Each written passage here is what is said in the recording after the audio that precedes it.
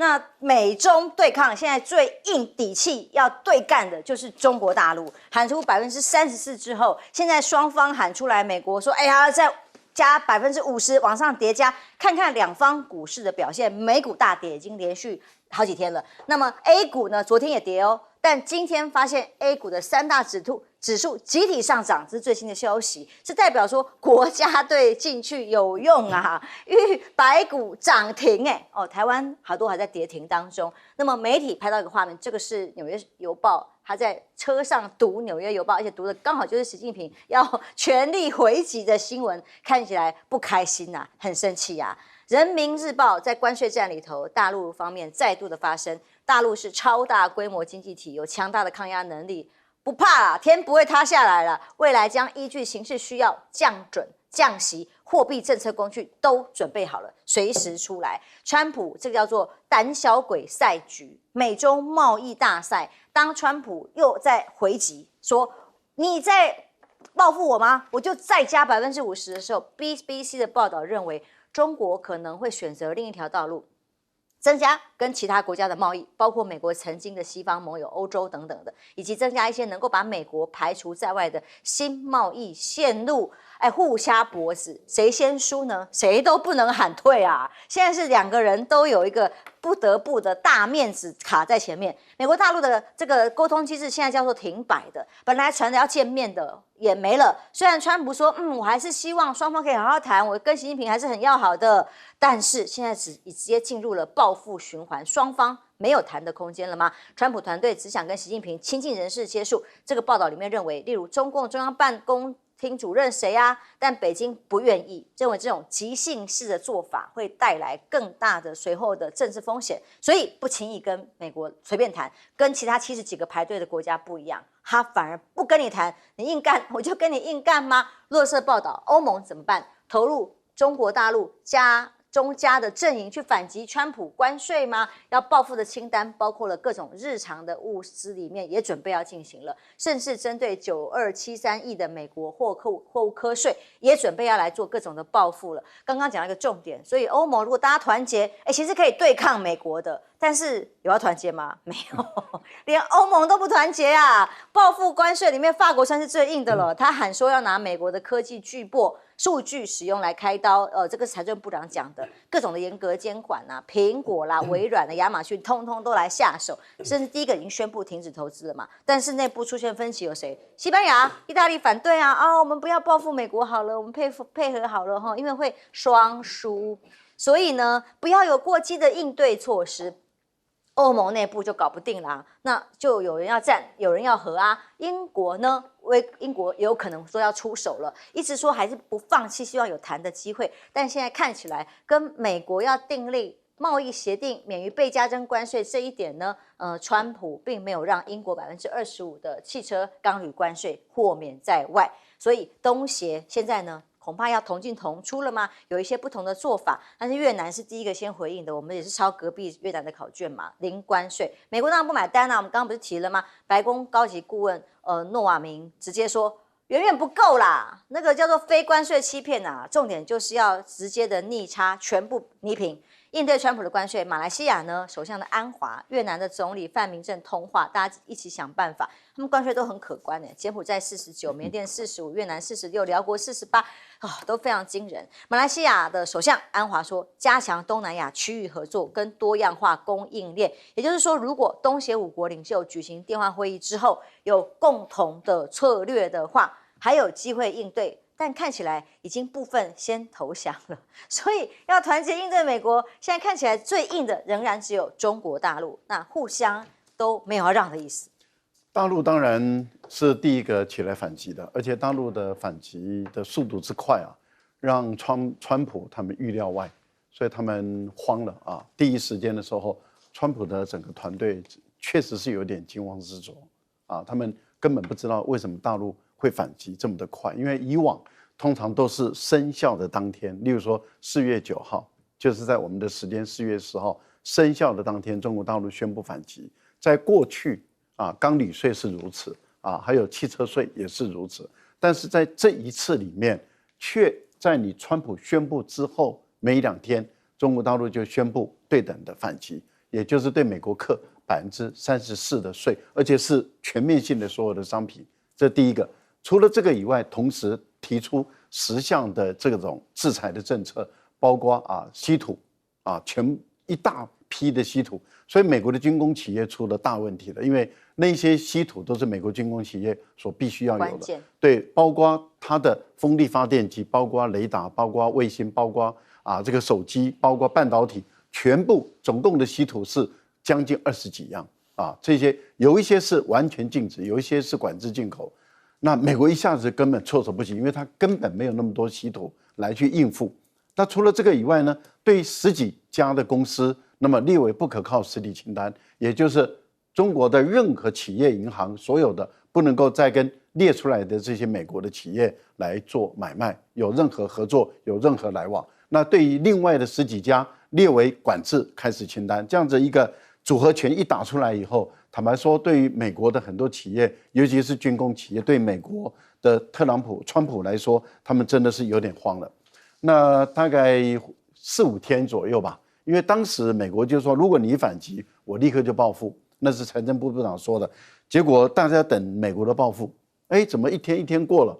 过了大概4、5天以后，回神过来了，说如果你没有在4月8号取消的话，那我会再给你加50%的关税。讲完了以后，第一时间大陆的商务部就说奉陪到底而且呢，马上牛弹琴代表中国大陆官方的一个评论，马上就出来了，说，中国大陆的组合拳已经准备好了，也就是到时候你加50%，我也就给你加50%，加了50%以后，我还有6项例如说你美国的电影全部禁止，你美国的牛肉全部都禁止，你美国的那个家禽类的禽跟肉完全禁止到中国来，你美国的大豆、玉米、小麦等等全部都管制。而且事实上，美国也发现，中国大陆已经有2个月60天没有进 LNG 的液化天然气了，完全都不进了。那也就是说，大陆事实上他在准备跟美国完全彻底的脱钩。为什么？因为很快的很多人就开始计算了，那是美国的经济学家计算，他们计算出来以后就是说，中国大陆卖到美国的产品中有1半没有替代品。所谓的没有替代品的意思就是说，没有其他的国家生产制造那些东西。所以你美国你加了100%的关税的时候，还是要从中国大陆进口，那也就是将近有1半。那还是要从中国大陆进口，那是谁来吸收？消费者来吸收。所以很快的物价就会上来了。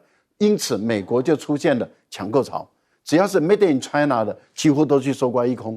现在的情况就是，美国的各个地方都缺货，因为大家都连大学生都跑进来抢货了。这个代表什么？代表他们都知道这个供货开始会出问题。原因在哪里？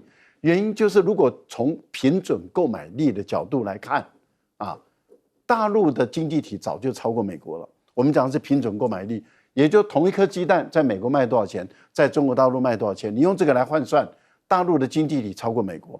而且事实上，目前来说的话，大陆在科技上已经是摆脱对美国的依赖，美国能卡中国脖子的已经不多了，而且绝大部分是中国可以制造出来，美国制造不出来。例如说电动车，特斯拉跟比亚迪比，特斯拉已经被比亚迪打败了。例如说高铁，美国制造不出来，中国大陆制造出来。船，各种类型的船，美国制造不出来，大陆制造出来。你美国可以做出波音，中国已经做出 C919， 而且已经开始在开卖了，开始在进入量产了。C929也已经开始在研制了，也就是这种大型的科技，大陆在研制，而且引擎已经不再依赖英国跟美国了，引擎自己中国大陆也制造出来。那换言之，也就是说，过去你美国你是科技强国没错，但是现在大家都发现，中国大陆在科技的产量这个部分，它在世界最顶尖的论文、杂志跟被引用的次数早就超过美国，而且它在联合国的专利值跟量的登记权中已经超过美国快1倍。那换言之，也就是中国大陆目前的工业生产力，这是《纽约时报》一个经济学的诺贝尔的奖的博主叫弗里曼，他自己说的，中国大陆的自动化机器人生产是美国跟 G7 总和还不到一个中国大陆。那也就是什么意思呢？也就是中国大陆早就完全用机器人来生产制造，中国大陆的工业产品已经满足全世界33%，而美国跟它的工业7国加起来的总和不到中国大陆一半。所以这样的一个竞争下的时候，其实中国大陆确实是已经有底气跟你美国叫板，只是过去不出手。所以弗里曼他的评估是说，其实中国大陆希望美国打这个贸易战，因为这个贸易战就会让美国在全世界彻底被孤立，而且会动摇美元的霸权基础，会让世界各国对美元不再信任。果然，我们看到了德国的议员、联邦议员已经要求德国政府必须要尽快的把它存放在美国的1200吨的黄金要搬回国去，因为他们认为美国这个国家迟早有可能并吞掉吃掉德国人的这个黄金，所以他们现在要求联邦政府要尽快的把它存放在美国的黄金搬走。这代表什么？代表他们对于美国政府的不信任，其实这个才是最严重的。现在习近平跟川普两个人面子问题，谁都不能让啊，都要继续加码对抗。但第一回合如果从股市来看，美股是暴跌的 ，A 股现在却大涨，还可以涨到涨停，这好像是第一回合的战绩啊，委员。其实美国跟中国大陆这样闹哈，如果中国大陆不低头了，其实我直接想到对台湾的冲击是什么？这个冲击不是经贸，是真的安全的问题。我说过很多次哦，对中华民国最安全就是美国跟中国大陆关系维持非常友好，所以这样子呢，两岸之间的冲突呢，透过美国的协调是可以处理的。可是现在美国如果跟中国大陆一旦闹翻了以后呢，不仅没有办法协调，一个最坏的一个可能性是这样子，我不是危言耸听，美国跟中国大陆斗到一个阶段以后，中国大陆认为说，我可能没有办法对付得了你，可是我现在对你已经无所依靠了，我对你的市场我也进不去，也不在乎你的意见了。然后呢，我要想跟你买的东西，你也不愿意卖给我了，对不对？那这样子的话，当然我会受到很大的创伤，因为毕竟美国在这个世界上的朋友听他的话人比较多，而且他可以各个击破，然后他们在国家安全上面也对美国依赖很多。所以你在中国大陆回头看，你要找朋友，你要找俄国，你认为俄国现在还会像前一阵子一样跟中国大陆这么的要好吗？我是怀疑的，因为乌克兰这个战争，川普是在牺牲乌克兰，在拉拢俄国。从某点来讲，说俄国要跟你中国大陆说很要好，非常的默契，然后我们像兄弟一样，你有困难，你跟美国斗争，我来帮助你，没有的，没有的事。俄国到目前没有讲任何那个话。那你说再找别的国家，印度也不可能，日本也不可能。你要找一个相当有经贸实力或者军事实力的国家，跟你中国大陆站在一起来对抗美国，坦白讲不容易找得到。因为东南亚国家，你去看为什么被整得这么惨，因为他们都高度依赖美国的市场，他们会愿意为了牺牲这个市场来挺中国大陆，说你跟他斗，我站在你旁边，真的不会的。所以我一直讲，秦朝灭六国是必然的结果哦。但是我现在要把话讲回来，那到一个阶段，中国大陆就想说，那我就这样绝望，就让你宰了吗？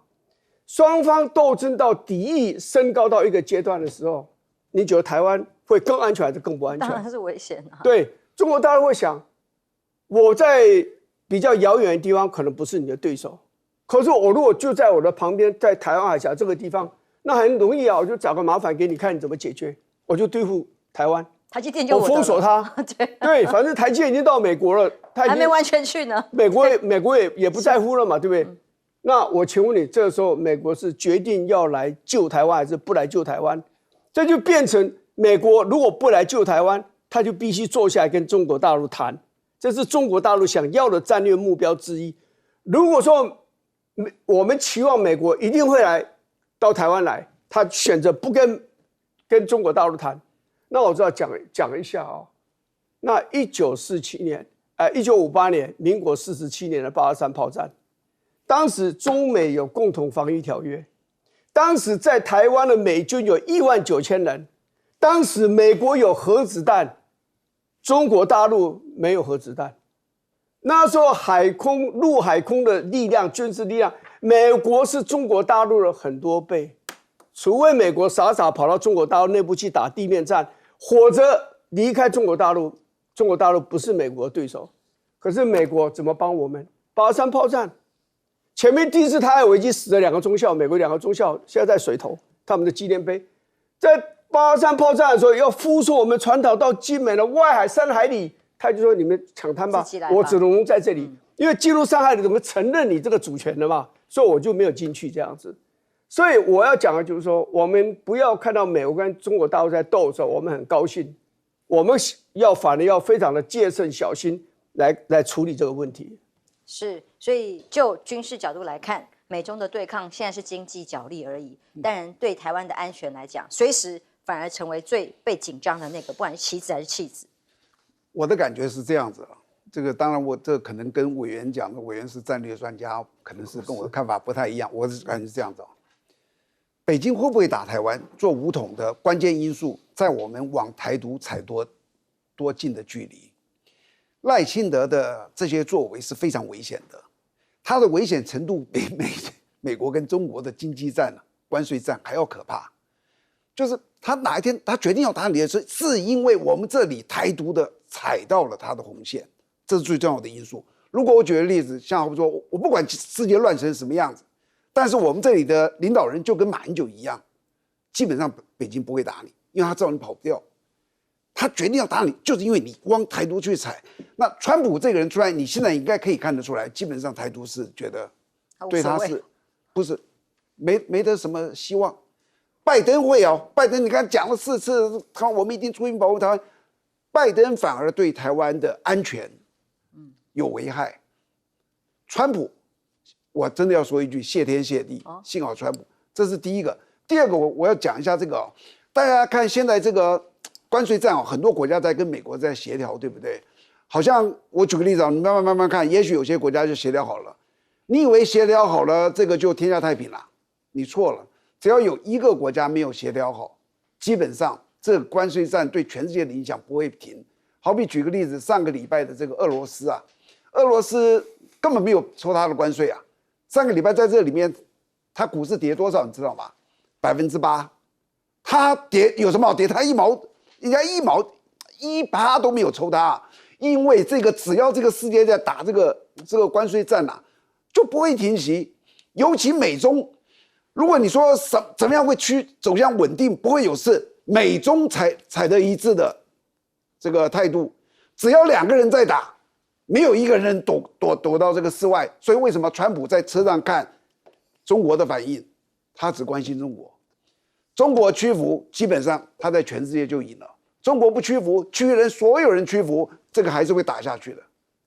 在股市的部分呢，一度昨天在美股潘红。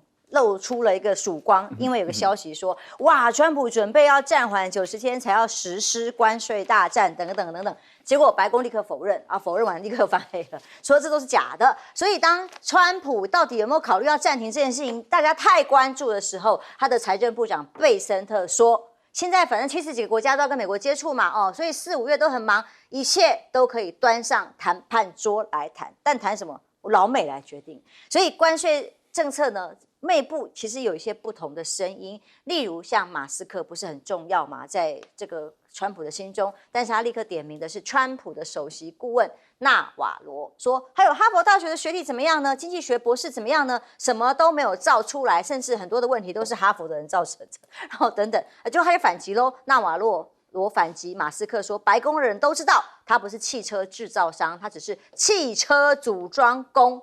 那不重要啊，重要就是因为他们马斯克为的是自己的股价崩跌、资产蒸发呀。对于关税政策，显然也有不同的意见呐。马斯克传出来直接劝说川普不要实施对等关税，他说欧盟最好是零关税，但现在当然没有办法成功啊。那无人企鹅岛，这个是大家这2天嘲讽最严重的一个新闻，那个岛上只有企鹅啊，为什么要被课税呢？美国商务部长卢特尼说，这是为了要防堵荒谬的漏洞。他举例啦，那可能这个中国会跑去那里出品嘛，商品就卖出来就被贵了嘛，等等的。那这个媒体上被问到的这段对话非常有意思，听听这段访问。Why are you putting import tariffs on islands that are entirely populated by penguins?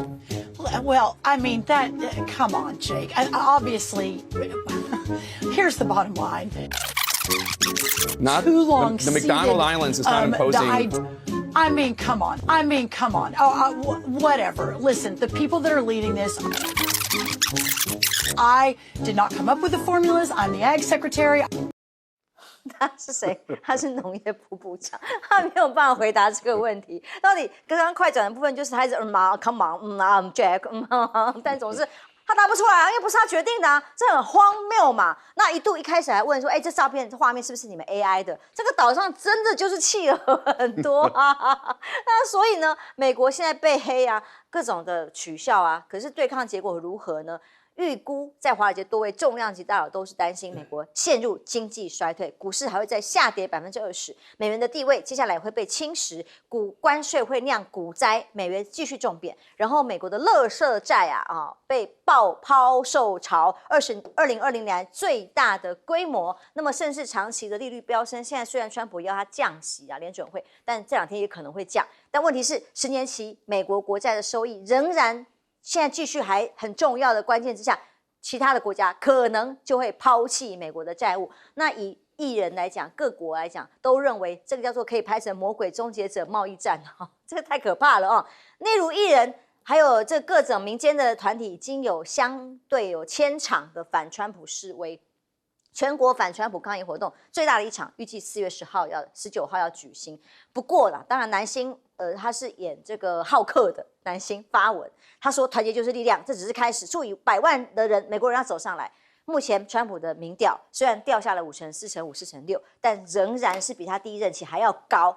所以川普现在没得惊，他觉得他民调还是 OK 的但苹果啦，惨的是谁？像这些企业苹果的股价3天蒸发了21兆。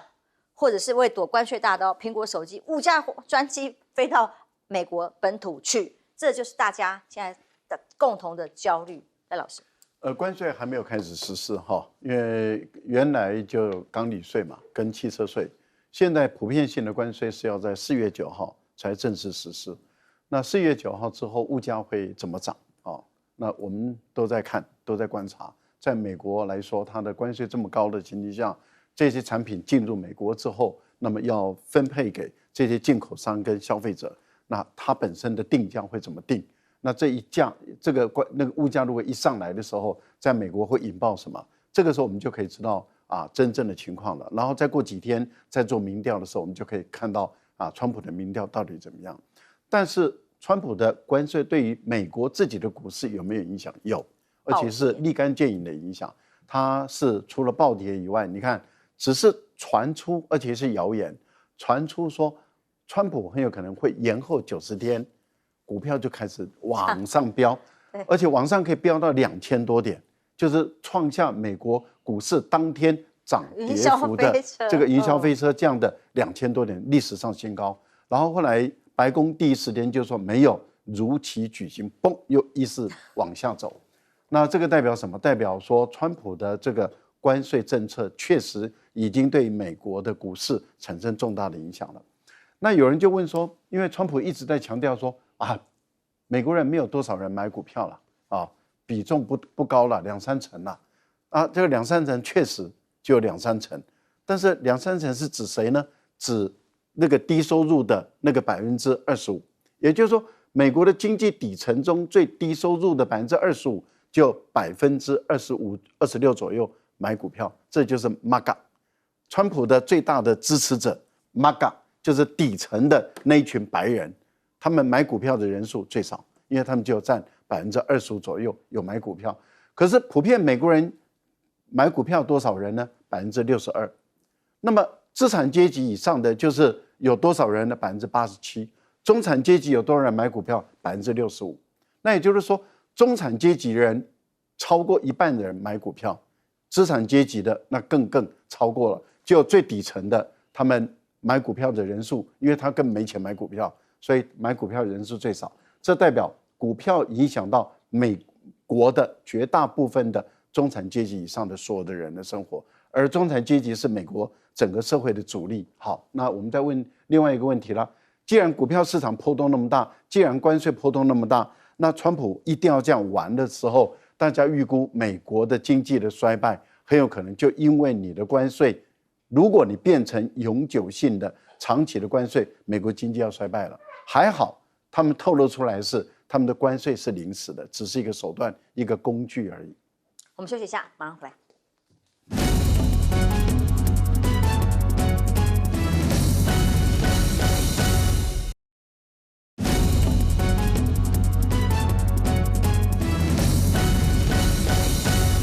川普的关税大战到底对美国会不会反而造成更多的经济衰退？伤敌到底多少还不知道，自己智商是不是800？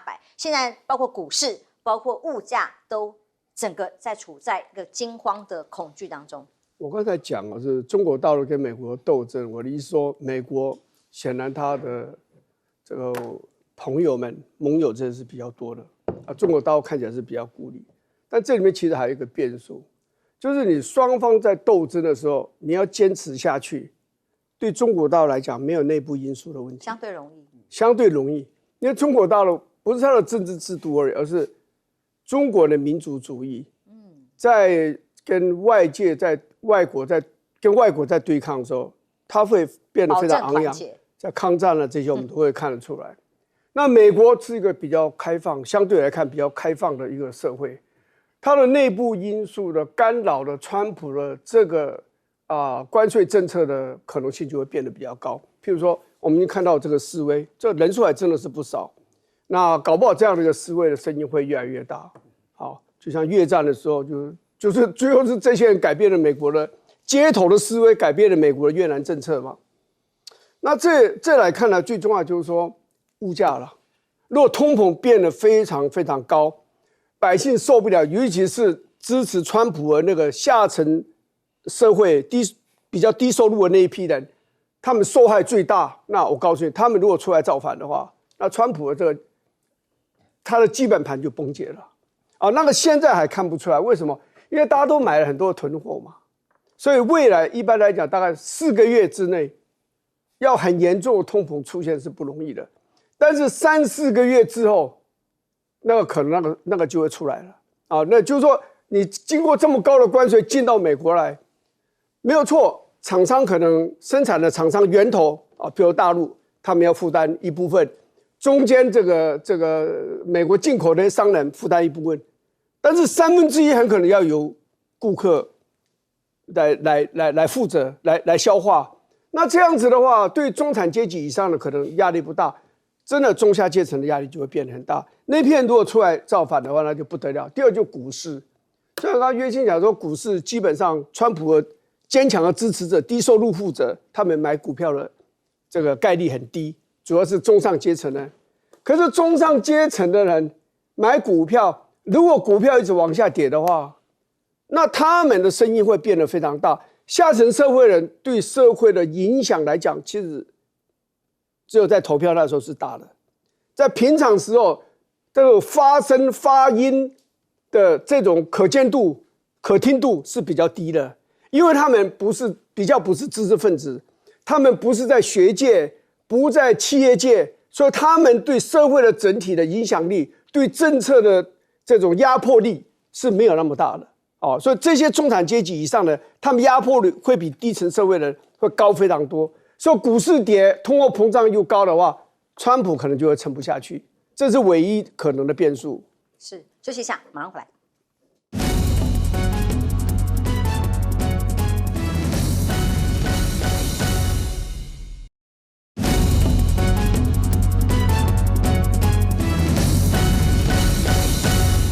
无差别关税攻击马上就要生效了，那股市是第一个受害。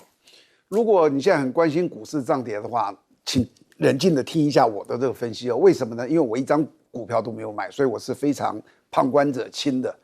记不记得我在1990年的时候，那时候我才30几岁，我们就是因为股市开征了证交税，当时在2月的时候，从12682点跌到10月4号的时候是2480几点，整整跌了1万多点，就因为开征一个证交税吗？你仔细去回想那个时候，你就会知道，其实当时的股市过热，所有的菜篮族都在买股票啊。每一个我身边买股票的人，每天都跟我讲说他赚了多少钱，赚了多少钱，全国都在炒，过头了就啪跌下来。那现在这一次啊，你别以为是证交税这个不是对啊，关税让它跌哦，从蔡英文执政开始到蔡英文下台这8年时间，他上台的时候是8095点，下台的时候21252点。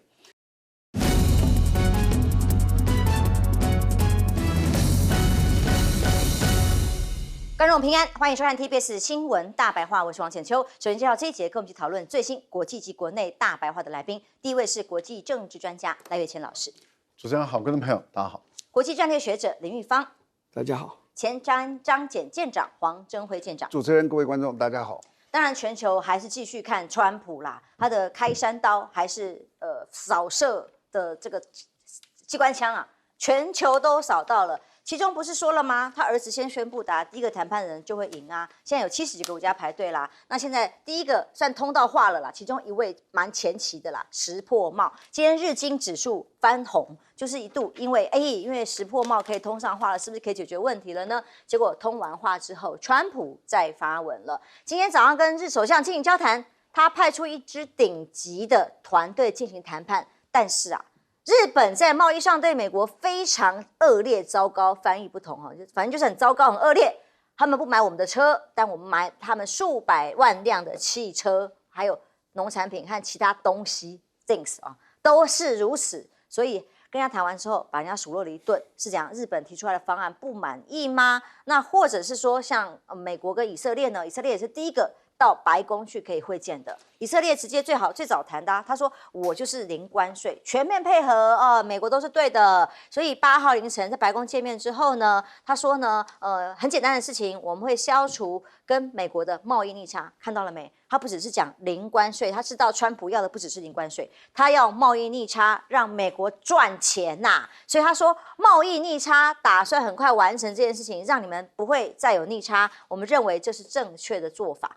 都已经到这样了，还不行吗？川普到底怎么样才要满意？他到底要怎样嘛？川普的回应是说，或许不会缩减关税哈。以色列现在别忘了，我们给了以色列很大的帮助。你知道，我们每年提供给以色列有40亿美元，所以呢，17个百分比，虽然我们看起来已经觉得很想流口水，好才17，但是呢，他说美国关税已经给他够多了。还要再减吗？虽然他态度非常配合，也没有要让步的意思哦。越南也是数1数2求饶的零关税，然后也通了电话。结果白宫高级顾问纳瓦罗纳说，就算你说关税降到0，没有办法接受啦。那个贸易逆差还是有1200亿美元呐，所以用关税就想要来欺骗吗？他用到欺骗行为耶，人家想跟你谈，你说人家欺骗呢？他说不要只想着降低关税就没事了，停止操纵货币，停止倾销产品进入美国，这都是给台湾很好的参考答案。因为我们本来就抄隔壁的答案是零关税嘛，对越南也是这样说的，结果遭科46关税要求转还。在路透社的部分，越南承诺采购美国安全产品。上一集我们看到的这个国安他们的经济顾问的5点要求，就是要给美国钱就对了，甚至直接把钱捐给美国财政部，这都是他的配套方案。所以大家要给多少呢？欧盟也去谈条件了。欧盟提的是0对0关税也一样嘛，这已经是最基本盘嘛，我0你0，大家公平了吧？但他不要公平，他要美国最好。所以呢，首波对美国部分的进口商品加征25百分比。15号就要生效了，但9号是川普马上就要生效的各种关税。那显然美国也没有要买单。欧盟在这个部分虽然说还要谈，但已经准备要开始反制关税了。因为川普告诉欧盟说：“你呀，免关税不够看呐，我看都不看一眼，我要你先买3500亿美元的能源，再来谈。”才能拟平差距。大家看看，这个就是美国的态度，美国要什么清清楚楚。所以韩国很特别，因为日韩他们的税率都低于台湾，我们的厂商其实直接被日韩给夹杀的概念。但是呢，南韩因为敲定了这个弹劾案生效6月3号总统就要重新大选，当选人就会立刻就职当选。那是谁会有可能最有机会呢？当然李在明在野党目前是46百分比的支持声望这么的高，而且他这个新法律的部分过了第一关，后面还没有不知道，但至少他现在呼声最高，加上现在保守党的部分是金文珠辞掉了劳动部长来参选，那么以这样的情况，因为国内政局还在动荡，暂时韩国不用去谈嘛，谈的至少没有其他的附带条件压力要买多少所以美国贸易代表署今天再列出了10项对于美国很不公平、好不公平的贸易行为，点名了很多国家，10项这种条件里面，这一次倒是把台湾没有列进去了哦。上次 30-15 都有台湾，但是呢，台湾被提到的部分是美牛、美猪啊、汽车关税啊，还有非关税贸易壁垒啊，就是说我们不能标示、不能检查美猪美牛全部都要进来，不分部位，连标示给消费者或检验，通通都不行，都是不对的。那这个国家赖索托就是川普在当选就职典礼的时候说，那个国家你名字都叫不出来，非洲谁知道它在哪里啊？那个国家也被科了50%关税，对吧？那不知道人家国家在哪里，什么名字，结果还要是科人家50%关税啊！结果害到我们，为什么？因为台湾居然是赖索托最大的投资国，2023年有40个品牌在当地设厂，现在还有20多家纺织厂。当时是为了南向政策各种策略嘛，非洲嘛等等，就是想要配合政府，然后也要避险嘛。结果现在搞了半天，这种外销美国的模式反而最惨，比台湾还高50%，所以。还有很多，虽然没有列入第10个，就所谓这个不公平贸易行为，台湾仍然受到重创，或者是全球其实都是。赖老师，川普他现在提出来第一个条件就是，如果你不反击，我现在对你的课的关税，你如果不反击的话，那现在的关税就是最高的了，就不会再往上叠加了。但是问题是不反击的意思，也就是说你要接受了。可是问题是有一些国家它真的是很困难。我举个例子，例如说，好了，就算日本为例好了，日本说26个26%的关税，那26%的关税，你现在日本都不反击，那换言之，也就是说，而且非关税壁垒都不可以有啊，那也就是你不可以对我的农产品各方面都设限的话，那这样的情形，那美国的汽车就可以进入日本的市场了，美国的这些牛肉会打趴日本的农民。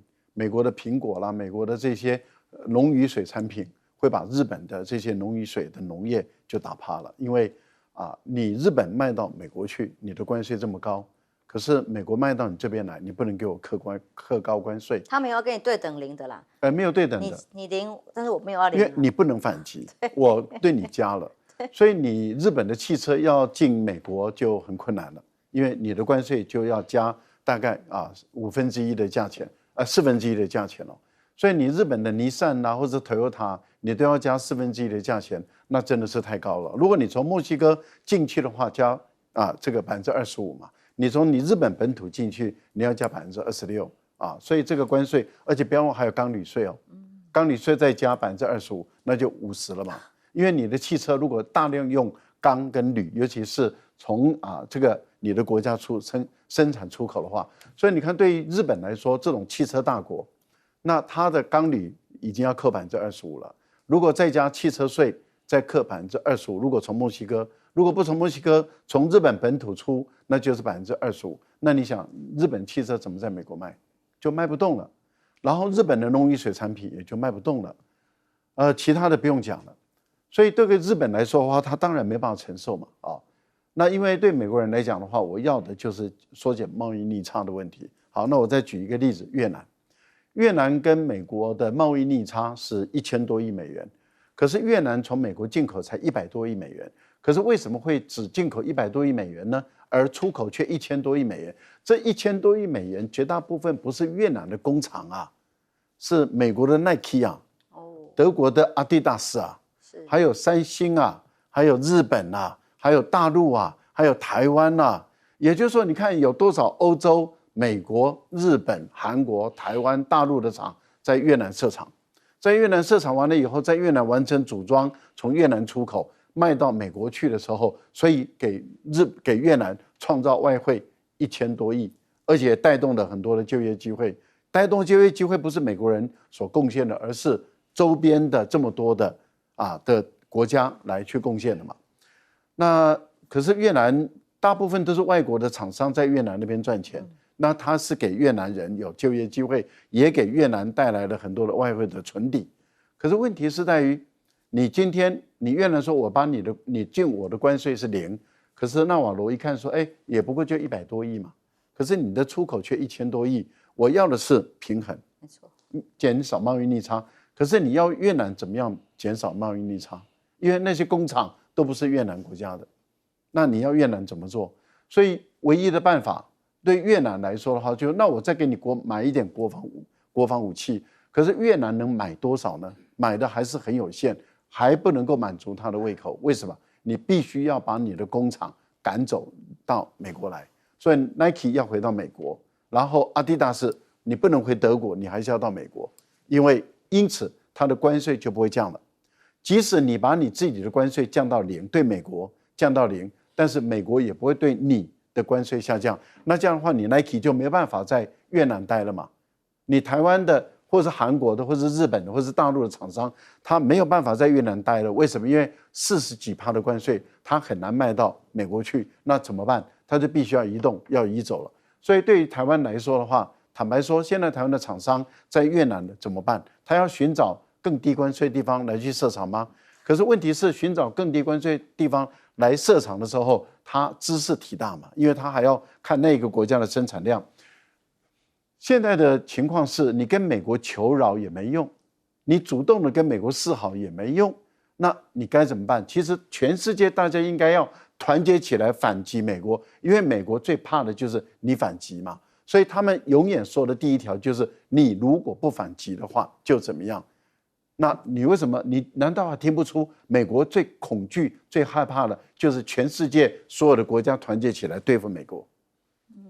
委员，因为川普到底要什么？答案一直越来越清楚嘛，他就是要越来越多，他的胃口很大，让美国赚全部世界的钱。对啊，就这样很简单，他就说你有贸易逆差的，我要完全恢复到平衡，就是说你不能再赚我的钱。第二个呢，你这些公司呢，你要到美国来设厂，美国的公司要回来，你的公司像台积电呢，也应该到美国来设厂，越好的公司它越要交到美国设厂。那刚刚岳谦讲了一件事是，我想很多人都想做，就这些国家应该团结起来对付美国，大家团结就是力量嘛。我跟你说，秦灭六国是怎么灭的？六国要团结是很难的。秦就是一个个离间你，你对我好一点我给你一些好处，然后我保证我绝对不会打你。他就先打了别人这个人就袖手旁观，打完他就过来打你。所以我跟你讲，真的要团结很难，而且这里面有矛盾。你知道，川普是看清楚了你们之间是有矛盾，你们是不容易合作的譬如越南，他看清楚越南也不会完全跟中国大陆走。第一个，你跟中国大陆走，那你货要进到美国要更难。第二个，你跟中国大陆在南海，你们西沙你们有矛盾的，不是没有矛盾的。所以越南一直都是在外交上，它是保持灵活的。他一方面跟中国大陆来往，跟俄国来往，然后又跟这个美国来往，所以他看出你们之间其实都有矛盾。第二个，其实还有一件事，就是说你们这些国家都依赖我，在安全方面、国家安全方面，你日本，你要不要我美国继续驻军啊？日本对美国驻军，坦白讲又爱又恨你来驻军我比较安全，因为我没有核子武器，我头上的俄国有核子武器，我走遍了北韩。再过来中国大陆都有核子武器，我没有，所以他心里很孤独，你知道。但是你来我这里，我又变成是你的殖民地一样，附庸一样，我很多地方又不得不迁就你。你知道第一次川普1.0的时候，第一次当总统的时候，他要日本的说，我这个军队在那边驻扎，你要付这个费用啊，你知道付多少吗？就要付80亿美金1年，就日本才付了20亿，当时他就要付80亿，当然没有付了。那后来川普也下台也就算了，那这一次日本要逃掉，可能就不是那么简单了。所以你们这些国家之间都有矛盾，我可以用市场来对付你，也就用市场；没有办法用市场对付你，我就用军事的问题，用国家安全来对付你。以色列，你要不要我帮你忙？我每年编了一大堆预算给你，他讲40亿美金1年嘛，给你。除此这个以外，请问你在联合国你那么孤独，要不要我帮忙？其实他们两个加起来还是很孤独啦。好。但是最重要，你跟人家一直结仇，一直跟周围人打仗，你的武器从哪里来？90%是美国提供的嘛。所以你以色列聪明的犹太人、厉害犹太人，你遇到川普这样一个人，你也没有办法，你也只好低头。所以他就是说我讲川普的厉害，不是说他很厉害，他是站在一个巨人的肩膀上，在号令诸侯嘛，号令天下嘛，不是他很强，而是美国就真的。第一个，你们都需要我的市场；第二个，我的科技最新，我的军事的力量最强大。你们不靠我，你们靠谁？而且最重要一件事，就是我刚刚一开始讲的，你们不可能团结嘛。东南亚这些国家，你说那我跟中国大陆说，我跟你合作，那美国就问你，那一个东西你就不要卖来美国了，那你就卖到中国大陆，看中国大陆有没有办法吃你这么多的货，吃你这么多东西。答案就是没有办法。所以我说真的，川普这么猖狂，他自有他的理由啦。然后这些国家，我看到最后啊，大概也都会接受他的条件。那这里面就是有个中国大陆，他就不接受这个条件。那这个呢就要看他们两强之间的斗争会要到什么样的一个程度。你要让美国痛，要让美国觉得怕，我看那你要拿出法宝来。我只能说，真的是秦灭六国不是没有原因的啦。明天就是9号，就是这个关税生效的日子。到目前为止，川普仍然没有半句说可能真的要喊停的意思。其实大家一直在讲关税战，关税战，大家想的都是关税的来来去去嘛。其实你再仔细往深层想，你知道那个川普的用意其实哪是什么关税战？举个例子，他抽中国大陆34%，中国大陆回抽34%，对不对？他再加50%，这是一个。你居然跟我反击，这是一个。第二个，前一阵子不是在俄乌谈判吗？那为了给俄罗斯压力，川普当时说，任何人都不准买俄罗斯的能源。石油什么？如果买，不管谁，加征500%的关税，这是第二个。还有再往前的时候他一直担心，就是说金砖国家成立金砖币，这个喊了很久了。如果金砖币真的成立，可能会对美国的美元的霸权有很大的影响因为很多的国家在使用吧。所以川普那时候讲，哪个国家敢使用，就是说成立金砖币，所有的国家我都对这个征关税。所以你就知道，他的关税它其实就是一个棒子。我就是要叫你听话，好比说对台湾，台湾现在够听话了吧？好，他再跟你讲，这个美猪在台湾不准标示，只要标示我就怎么样，一个一个这样子加要求而已。那你也可以想说，台湾现在那么听话，对不对？我觉得我们国安团真的要想一件事你压注越重压的那个注越重你越没有回头路。我们一开始好比说我们就跟那个美国抵抗，还有一点底气，好。台积电1000亿去了，接着台积电1600亿去了，接着台积电2600亿去了，再来那个联电多少去了？你知不知道你每一个压下去的都是你的一个注啊？那我问你，有一天当你觉得说你还这样子对我要反悔的时候，所有压在美国的东西，你没有一个拿得回来，你怎么办？开始听话，后来就越来越听话，到最后完全没有回头路。所以希望我们的政府想过，川普贪心不足他就是要叫你永远听他的话，知道吧？关税只是一个棒子而已，不是他的目的。你有什么金银财宝美女全部他要什么，通通都要交上去啦，这就对了嘛